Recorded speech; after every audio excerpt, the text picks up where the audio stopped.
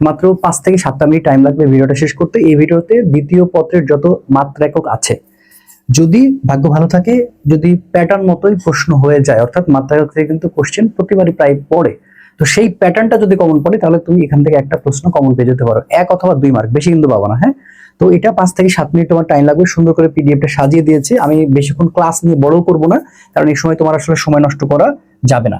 দেখো প্রত্যেকটা অধ্যায় সুন্দর করে সাজিয়ে দিয়েছি, যেমন তাপগতিবিদ্যা, ঠিক আছে, তাপগতিবিদ্যা থেকে দেখো তাপমাত্রা, এরপরে তাপ, মোলার আপেক্ষিক তাপ, তাপ ধারণ ক্ষমতা, এনট্রপি। এখানে সবচেয়ে গুরুত্বপূর্ণ হচ্ছে এনট্রপির মাত্রা এবং একক। এখানে সুন্দর করে সবকিছু দেওয়া আছে, বুঝছো? আমি আর এখানে নতুন করে কিন্তু কোনো কথা বলতে যাচ্ছি না, কারণ টাইমটা আমি দীর্ঘ করব না। তারপর দেখো মাত্রাহীন রাশি কারা, কার্যকৃত সহগ, দক্ষতা, গ্যাসীয় রাশির অপেক্ষিক অনুপাত, সবগুলো।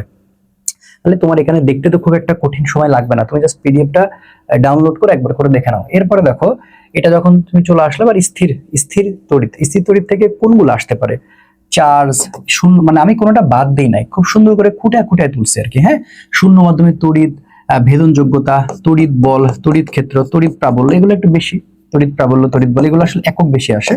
তারপরে তড়িৎ বিভব, এগুলোর একক বেশি আসে, এখান থেকে আবার একক বেশি আসে, ওই জন্য এখান থেকে মাত্রা আসে না, এককটা বেশি আসে, যার জন্য আমি এককটা সব দিয়ে দিয়েছি।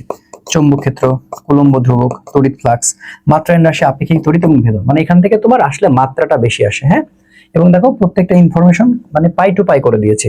এবার চলতড়িতে দেখো এখানে আবার মাত্রা আসতে পারে, তড়িৎ প্রবাহ, রোধ, বিভব, হ্যাঁ, প্রবাহ ঘনত্ব, তাড়ন বেগ, আপেক্ষিক রোধ, যা আসতে পারে। আসল কথা প্রিয় শিক্ষার্থী, তোমাদের জন্য যা যা আসতে পারে সব সুন্দর করে এখানে সাজানো আছে। এরপরে দেখো সব ইনফরমেশন এখানে দিয়ে রাখছি। এবার খেয়াল করো, এই অধ্যায় থেকে আমার কেমন জানি বলছে, মন বলছে যে একটা না একটা চলে আসবে, ঠিক আছে, একক একক, এখানে মাত্রা আসে না, একক আসে।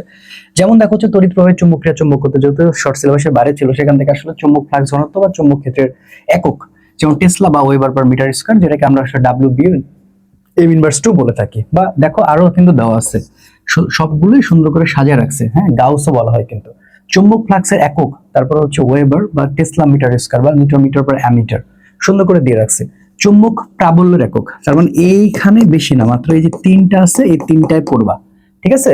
আচ্ছা, এরপরে আসো তড়িৎ চুম্বকীয় আবেশ ও পরিবর্তী প্রবাহ, এটাও তোমাকে পড়তে হবে, এটাও তোমাকে পড়তে হবে ইনশাল্লাহ।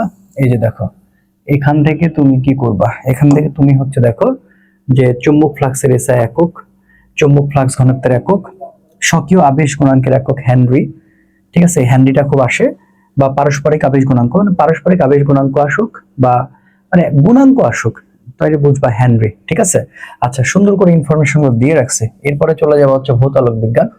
ভৌত আলোক বিজ্ঞান থেকে পলার সম্ভাবনা সবচেয়ে বেশি হচ্ছে পয়েন্টিং ভেক্টর, এখান থেকে পলার সম্ভাবনা সবচেয়ে বেশি কি বললাম, পয়েন্টিং ভেক্টর। হ্যাঁ, তারপর হচ্ছে চুম্বকত্ব, এটা একটু দেখতে হবে, ফ্রিকোয়েন্সি এবং হচ্ছে তীব্রতা। শূন্য মাধ্যমে ভেদাঙ্ক যোগ্যতার হচ্ছে তোমার মাত্রা, একক, সবই সুন্দর করে একবার করে দেখলে তার ক্ষতি নাই, ঠিক আছে। আর তেমন আসলে অধ্যায় নাই যেখানে আসলে মাত্রা বা একক প্রশ্ন করতে পারে, অর্থাৎ এই ভৌত আলোক বিজ্ঞান পর্যন্তই করার মতো জায়গা। হ্যাঁ, বাকিগুলো আসলে ওইভাবে আসে নাই। তার তুমি যদি সেকেন্ড পার্টের জন্য কয়টা অধ্যায়, একটা, এরপরে হচ্ছে 2টা, এরপরে হচ্ছে 3টা, এরপরে হচ্ছে তোমার হচ্ছে 4টা, ঠিক আছে, 5টা এবং 6টা। এই 6টা অধ্যায় যদি একক মাত্রা একবার কষ্ট করে এখন দেখে ফেলো, দেখবা যে এখান থেকে আল্লাহ তাআলা চাইলে তুমি 1 মার্ক কমন পেয়ে যাবে ইনশাআল্লাহ। তো ঠিক আছে, সবাইকে ধন্যবাদ। ভালো করে পিডিএফটা দেখে একবার দরকার লিখো, এই সময় যদি মনে না থাকে এবার লিখো, দেখবা যে ভালো হচ্ছে। আসসালামু আলাইকুম।